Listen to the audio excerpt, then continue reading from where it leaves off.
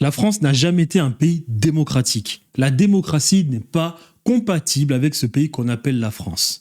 D'ailleurs, même le mot démocratie, sa définition a été complètement détournée de son sens. Complètement. Démos, bas peuple, kratos, pouvoir coercitif. Donc ça veut littéralement dire pouvoir imposer, si nécessaire, au bas peuple. Les gens nous parlent de démocratie en Grèce. De quelle démocratie? Quelle? Où vous avez 90% de la population qui est esclave, les femmes esclaves, pondeuses, les métèques esclaves, et 10% de citoyens? Vous nous parlez de démocratie? La démocratie n'est pas compatible avec la France. Donnez-moi un seul moment dans l'histoire de France, ne serait-ce qu'une seule semaine dans l'histoire de France où le bas peuple a eu le pouvoir. Une seule semaine. Une semaine. Jamais. Parce que sur le papier, c'est bien, mais sur le terrain, jamais. Donc, au lieu que les gens, au lieu de dépenser son énergie, à attendre, à espérer qu'un mec prendra possession de l'appareil étatique, quand on apprend même d'ailleurs que De Gaulle travaillait avec des mecs qui étaient pour Rothschild, Raymond Barre, qui était un ancien dans la colonisation, sa famille a fait fortune dans la colonisation, le ministre de l'économie de Pompidou. Quand on apprend des trucs comme ça, on sait pertinemment que ces personnes ne seront jamais là pour le peuple. On l'apprend tous les jours. Il faut que les gens arrêtent de se masturber mentalement pour croire qu'une personne viendra les sauver. Parce que la démocratie n'est pas compatible avec ce pays qu'on appelle la France.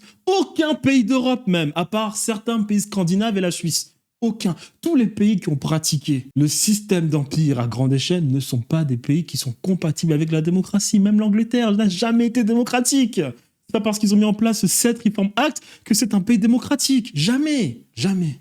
Et puis dans le fond, vous le savez. Vous le savez dans le fond. Vous attendez dans le fond un Bonaparte qui revienne en France prendre le pouvoir pour faire du sale. Parce qu'on en voit beaucoup de ces mecs sur Internet qui nous disent il faut que la France redevienne la France, que c'est honteux de la situation en France. Ok, c'est intéressant, c'est vrai, c'est intéressant. Mais comment est-ce qu'on fait? Parce que ça, c'est la première partie qui est intéressante. Oui, la France doit revenir la France était un grand pays. Ok, on parle d'économie, bien évidemment. Comment est-ce qu'on fait? Parce que lorsqu'on étudie l'histoire de France, la France n'a jamais fait richesse de par ses propres moyens. Pour que la France s'enrichisse, il a fallu qu'elle pille les autres. Jamais dans son histoire, la France n'a réussi à faire de l'argent de par elle-même. Jamais.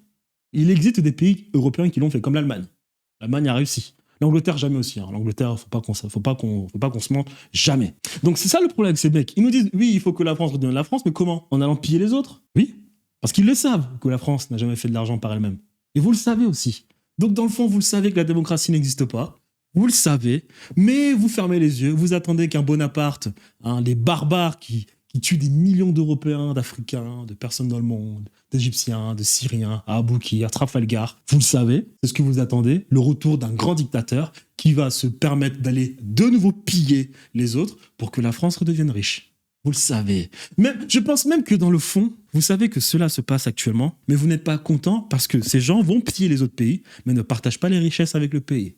Parce que quand Macron nous ramène un président syrien pour signer des contrats, c'est-à-dire que ces gens ne se cachent même plus. Avant, ils se cachaient pour signer des contrats et faire leur petit trafic d'armes. Aujourd'hui, ils ne se cachent même plus. Ils vont vous dire dans les médias tous les jours que c'est la dèche, alors que ces gens sont en train de faire fortune à l'extérieur du pays. Vous le savez, mais vous n'êtes pas content parce que ces gens font fortune, mais ils ne partagent pas les richesses en France. Parce que vous savez que la France n'est pas un pays démocratique.